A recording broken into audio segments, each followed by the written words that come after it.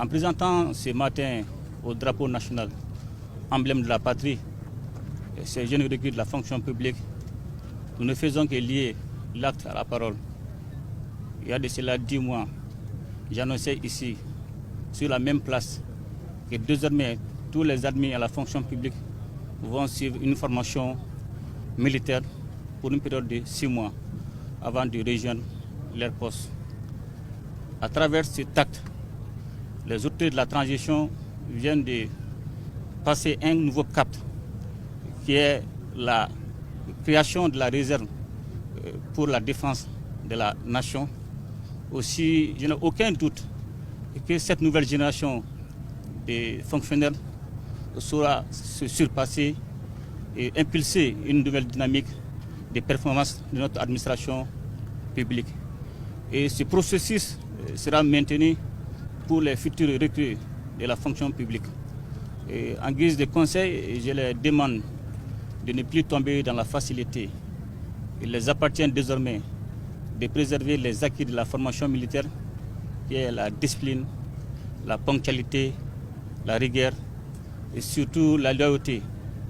Aussi, il les appartient désormais de défendre les 3 principes qui guident désormais l'action publique en territoire du Mali, à savoir le respect de la souveraineté du Mali, le respect des choix stratégiques et des choix des partenaires opérés par le Mali, la prise en compte des intérêts vitaux du peuple malien. Bon courage et bonne chance pour les futures carrières, que l'aventure commence.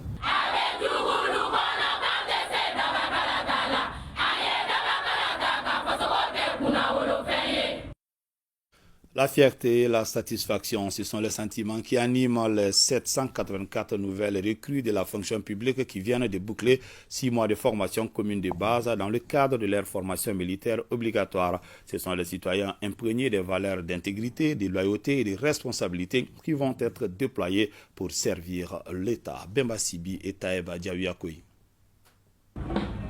En rang serré dans un mouvement d'ensemble, les 784 recrues de la fonction publique de l'État qui viennent de boucler leur formation militaire obligatoire entonnent fièrement un chant de bravoure devant le chef de l'État.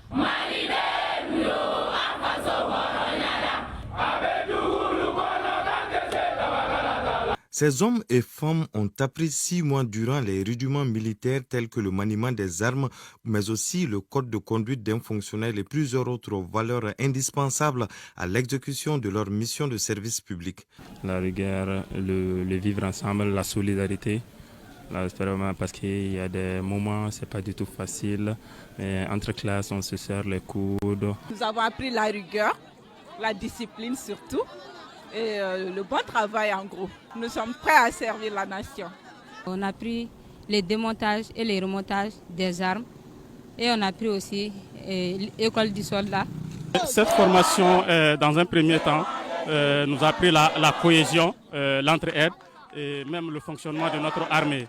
Nous avons appris énormément de choses, le sens du devoir, l'honneur, la loyauté envers la patrie, la ponctualité, et de nombreuses autres valeurs qui pourront nous permettre d'assurer de façon efficace notre service en tant que fonctionnaire de l'État malien.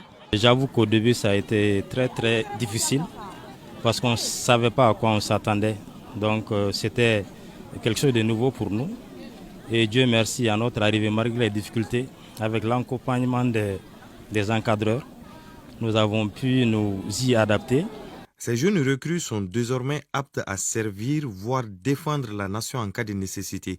Aujourd'hui, c'est un sentiment de fierté qui anime les membres de la 3e cohorte du service national des jeunes. C'est vraiment une fierté pour moi et pour tous mes camarades aussi.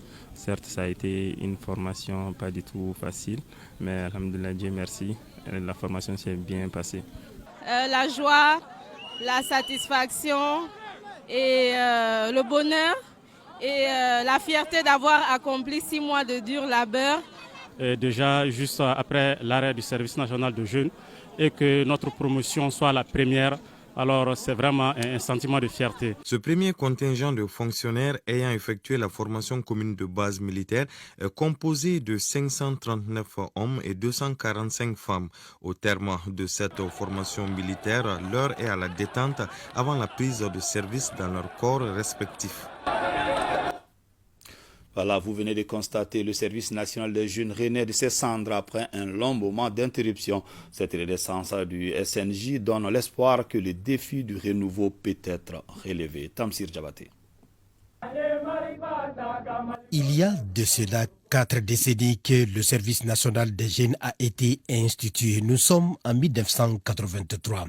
C'est là pour apprendre, défendre et servir la patrie loyalement. À cette époque, 2 contingents réguliers et spéciaux ont été formés pour un effectif de 6635 éléments. Et 25 ans après son interruption en avril 1991, le service national des jeunes renaît de ses cendres de la plus belle manière. Et cette fois-ci avec le mot obligatoire. Désormais, tous ceux qui seront retenus pour la fonction publique passeront par ce processus avant de rejoindre leur lieu de déploiement dans le cadre de l'administration.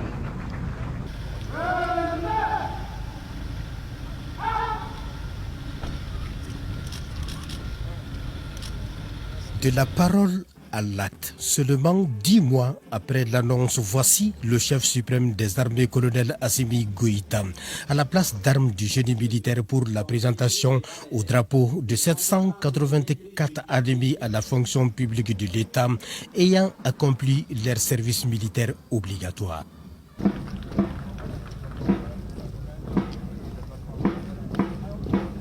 Les désormais citoyens modèles l'attestent dans un mouvement d'ensemble qui forme un bloc unique pour l'unité et des voix d'assurance prêtes à défendre la patrie.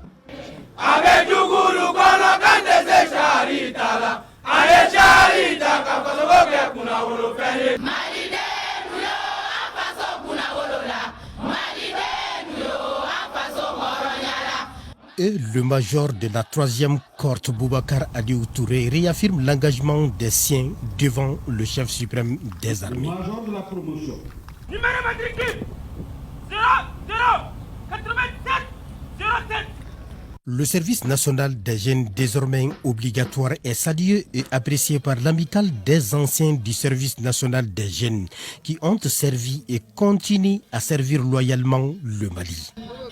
Grand sentiment de fierté, puisque de tout le temps nous avons œuvré pour la reprise de ce service national des jeunes.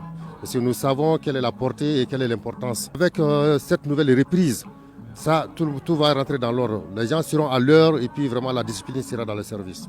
Ce matin, je suis animée de joie, de fierté, de bonheur, et voir qu'il y aura de nouveaux qui vont succéder à nos différentes sections. Je le dis et je le répète, je suis vraiment fier que le SNJ ait repris, puisque on le constate. La crise actuelle que traverse le Mali, je parie bien que si depuis 1991, depuis notre sortie jusqu'à présent, si ça continuait, je suis certain et sûr qu'on n'aurait pas cette crise, ou du moins la crise n'aurait pas atteint cette dimension.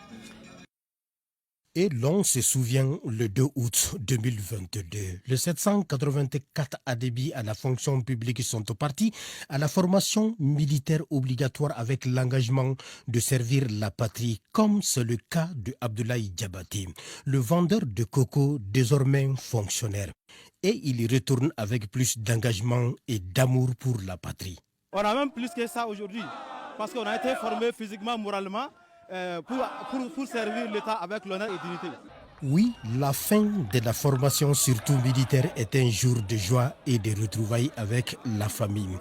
Des sceptiques et réticents au départ, mais au finish donnent raison aux décideurs que pour la patrie, aucun sacrifice n'est de trop.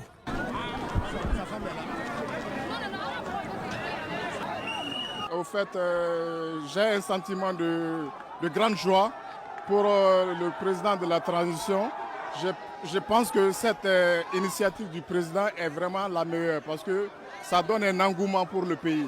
Je suis très fier de ma femme aujourd'hui, de par son courage et puis son abnégation à faire la formation au niveau de Bafo pendant 6 mois. Si l'État a besoin que ma femme aille défendre la patrie, je donnerai mon accord sans équivoque. Aussi, qu'il y ait un niveau d'unité autour du Mali, comme l'indique notre devise. Parlons à présent de l'inauguration du nouveau siège de la cellule nationale de traitement des informations financières CNT Femmes située au quartier du